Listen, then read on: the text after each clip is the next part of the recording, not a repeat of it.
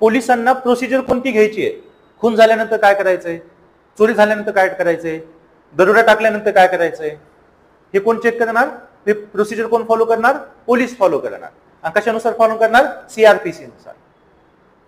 समजलं? Criminal procedure code, IPC, Indian Pinal code, code आहेत त्यात 1 2 3 4 5 6 7. सीआरपीसी मध्ये पण कोड आहेत. तर समजा आता खून झालाय आणि मी पोलीस आहे, तर मी येतोय, तुम्ही प्रॉपर इन्व्हेस्टिगेशन करणार, पंचनामा करणार, काय झालंय काय नाही. अरे खून झालाय, मग लगेच आता मी नवीन पोलीस आहे, मला माहित नाही, तर मी काय बघणार? सीआरपीसी. खुनासाठी काय आहे सीआरपीसी मध्ये? हा कोड आहे, काय असेल 52 पण माहित नाही मला एक्झॅक्ट, तर तो आहे. काय तो कोड सांगतो की खून झाल्यानंतर अशी अशी तपासणी करायचंय, असं असं पंचनामा करायचा आहे, अशी सगळ्यांना माहिती विचारणं वगैरे जे काय, तर मी त्याच्यानुसार जाणार. सीआरपी नुसार मी काय केलं? ही प्रोसिजर पूर्ण, क्रिमिनल क्राईमची पूर्ण प्रोसिजर पूर्ण केली. पोलिसांना प्रोसिजर कोणती घ्यायची आहे?